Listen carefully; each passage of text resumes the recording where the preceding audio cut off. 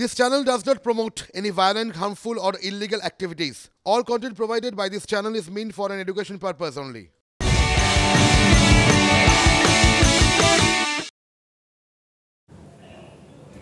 Morning super prime টাইমে মিমি রয়েছে আপনাদের সঙ্গে। এই মুহূর্তে আমরা ঝাড়খণ্ডের দিকে নজর রাখবো। আসুন ব্রেকিং নিউজ দেখাই আপনাদেরকে বিগ ওয়ানে। আজ ঝাড়খণ্ডের মুখ্যমন্ত্রী পদে শপথ নেবেন চম্পাই সোরেন। অবশেষে চম্পাই সোরেন তিনিই মুখ্যমন্ত্রী হতে চলেছেন। চম্পাইকেই সরকার গঠনের আমন্ত্রণ জানিয়েছেন ঝাড়খণ্ডের রাজ্যপাল। আগামী 10 দিনের মধ্যে তাকে সংখ্যাগরিষ্ঠতার প্রমাণ দিতে হবে বিধানসভায়। চম্পাই সোরেনকে সরকার গঠনের আমন্ত্রণ জানিয়েছেন ঝাড়খণ্ডের রাজ্যপাল। সোরেন জোটের ভয় সময়সীমা নিয়ে, কারণ 10 দিনের মধ্যে বিধায়ক কেনাবেচার মতো ঘটনা ঘটতে পারে।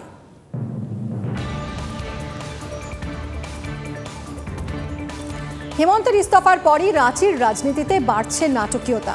ঝাড়খণ্ডে অপারেশন লোটাসের আশঙ্কায় জোটের বিধায়কদের আগলে রাখার তোড়জোড় চলছে। এর মধ্যেই খোঁজ নেই 4 জেএমএম বিধায়কের।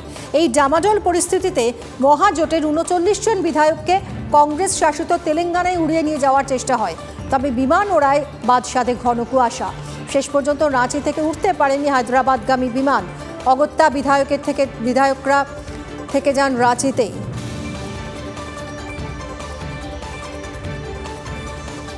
किसी राज्य में 2 घंटे के अंदर आनन फानन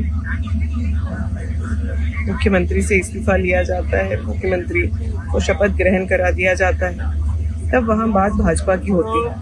कभी बताते हैं, कभी ये चिट्ठी सही नहीं है, यह परंपरा अच्छी नहीं है। झारखंड की पूरी जनता, सिर्फ झारखंड ही नहीं पूरा देश इस तमाशे को देख रहा है और इसका खामियाजा हमारे आने वाली पीढ़ियों को उठाना पड़ेगा। একদিকে রাহুলের ন্যায় যাত্রা আর অন্যদিকে মুখ্যমন্ত্রীর সভা। মিটিং মিছিলের এই জোড়া ফলায় রাজ্যের জোট ধোঁয়াশা কি কেটে গেল? মুখ্যমন্ত্রী যখন স্পষ্ট করে দিলেন যে বাংলায় তিনি কারো সঙ্গে সমঝোতা করবেন না, তখন রাহুলের ন্যায় পথে আরও কাছাকাছি সিপিএম কংগ্রেস। লোকসভা ভোটের দিন ঘোষণা না হলেও প্রচারের ঢাক বাজতে শুরু করেছে। রাহুল গান্ধীর ন্যায়যাত্রা বাংলার পথ ধরতেই হাওয়া গরম। কংগ্রেস শীর্ষ নেতৃত্ব শুরু থেকে মমতা বন্দ্যোপাধ্যায়ের দিকে বন্ধুত্বের হাত বাড়িয়ে দিলেও মমতা সেই হাত ধরলেন না। বাংলায় আমরা একা লড়বো, তার কারণ আমরা জোট চেয়েছিলাম, কংগ্রেস করেনি।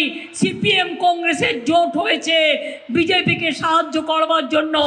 রাজ্যের মুখ্যমন্ত্রীর এই মন্তব্য নিয়ে পাল্টা তোপ সিপিএম নেতৃত্বের। সিপিআইএম এর ঘাড়ে বন্দুক রেখে কংগ্রেসকে গাল দিচ্ছে এবং বিজেপির কাছে যাওয়ার চেষ্টা করছে। মুখ্যমন্ত্রী দুর্নীতিগ্রস্তদের দল থেকে তাড়িয়ে দেওয়ার কথা বললেন নদিয়ার সভা থেকে, যা শুনে বিরোধীদের পাল্টা প্রশ্ন। 1জন 2জন যদি চোর হয় তাদের তাড়িয়ে দিন, তাদের বিরুদ্ধে ব্যবস্থা নিন, কিন্তু তৃণমূল কংগ্রেসকে চোর বলবেন না। যেখানে ঠক বাজতে গাঁও জার হয়ে যাবে, সেখানে বেড়ালের গলায় ঘন্টা বাঁধবে কে? চোরকে বহিষ্কার করবে কে? Bureau report, TV9 Bangla. কংগ্রেসের সঙ্গে জোট সম্ভাবনা থাকুক বা না থাকুক, মমতা বন্দ্যোপাধ্যায় আর অধীর চৌধুরীর রাজনৈতিক সম্পর্ক এই বঙ্গে কারও অজানা নয়। অধীর গড়ে রাহুল গান্ধীর ন্যায় যাত্রা। রাজ্যের 2 শীর্ষ সিপিএম নেতাকে রাহুলের ন্যায় পথে সামিলও করালেন অধীর। মুখ্যমন্ত্রী কংগ্রেসকে মালদায় 2টি সিট ছাড়তে চেয়েছিলেন, তার মুখে একবারও আসেনি অধীর চৌধুরীর বহরমপুর আসনের কথা। অধীর চৌধুরীও পাল্টা তোপ দিকে একাধিকবার চ্যালেঞ্জ ছুড়ে দিয়েছেন তৃণমূল সুপ্রিমোকে। আমাদের 2টো সিট দিয়ে সে আসামে 4টে সিট নেবে, ওখানে 2টো সিট, মেঘালয়ে, গোয়াতে সব সিট নেবে। সে ভিতরে খবর তো জানেন না। তবে তৃণমূল ও কংগ্রেসের জোটের সম্ভাবনা যতবার উজ্জ্বল হয়েছে, ততবারই প্রশ্নের মুখে পড়তে হয়েছে অধীর চৌধুরীকে। নিজের জেলায় শুধু দাপট দেখানোই নয়, রাজ্যের 2 শীর্ষ সিপিএম নেতাকে রাহুলের ন্যায় পথে সামিল করালেন অধীর।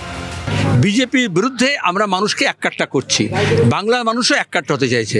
যত বেশি এই ভারসাম্যের পরিবর্তন হচ্ছে রাজনীতির, আমাদের মুখ্যমন্ত্রী তৃণমূলের সুপ্রিমো তার নিজের ভারসাম্য হারাচ্ছেন। বিজেপি এবং বিরোধী তৃণমূল ঠিক করুক সে বিজেপির পক্ষে না বিজেপির বিরুদ্ধে। তাদের এই শিষ্টাচার, রাজনৈতিক শিষ্টাচার, তার জন্য তারা তারিফ পাওয়ার যোগ্য, তারা প্রশংসা পাওয়ার যোগ্য। ক্যামেরায় বিনোদের সঙ্গে সৌরভ গুহর রিপোর্ট, TV9 Bangla. Vote and account budget, তবে কিছু তো প্রত্যাশা ছিল। নজর ছিল ইনকাম ট্যাক্সের ছাড়ের দিকে, কিন্তু না, প্রত্যাশা পূরণ হলো না।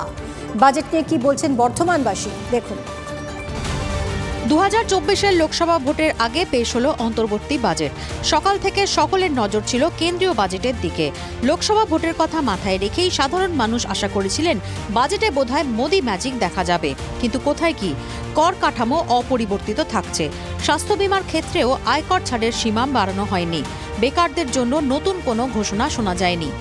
ভোট আছে, ভোটের জন্য তো অনেক কিছু করে, কিন্তু সেরকম আমি কিছু দেখতে পাইনি। এই বাজেট, নতুন বাজেটে 2024-এর বাজেটে কিছু নতুন কিছু হয়নি।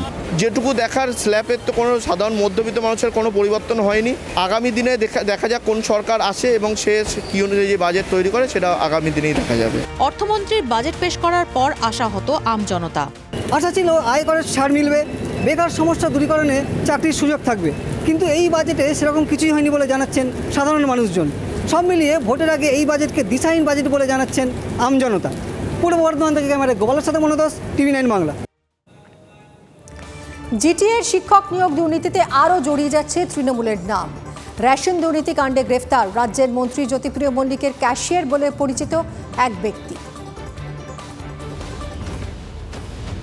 ভোট বাক্সে ভাঙন আটকাতে শাসক দল ডিফেন্স সাজাচ্ছে। স্কুলের শিক্ষক নিয়োগ দুর্নীতির কিনারা হওয়ার আগেই এবার জিটিএতে শিক্ষক নিয়োগ দুর্নীতির অভিযোগ। জিটিএর অধীনে 313 জন শিক্ষককে বেআইনিভাবে নিয়োগ। চিঠিতে দুটি নির্দিষ্ট ফোন নম্বরের উল্লেখ।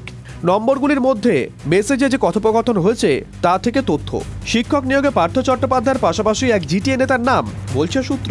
শাসক দলের আরও এক শীর্ষ নেতার নামও চিঠিতে করা অভিযোগ নিয়ে সিআইডিকে তদন্তের নির্দেশ বিচারপতির। টিএমসিপির সহসভাপতি প্রান্তিক চক্রবর্তীর ফোন থেকে নাকি এক মন্ত্রীর কাছে পুরসভা নিয়োগের অ্যাডমিট কার্ড গেছে। 18, 19, 20 সেই সময় রাজনীতির এতটা ফোরফ্রন্টে আমি নিজেই ছিলাম না। দূর দূরান্তে আমার বা আমি বিশ্বাস করি বাকি যাদের নাম জড়িয়েছে তাদেরও কোনো যোগাযোগ নেই। আমি জানি না, এইটা আমাকে রায়ের কপি দেখে আমি নিশ্চয়ই মন্তব্য করতে পারবো। 9 ফেব্রুয়ারির মধ্যে সিআইডিকে এ নিয়ে প্রাথমিক রিপোর্ট জমা দিতে হবে।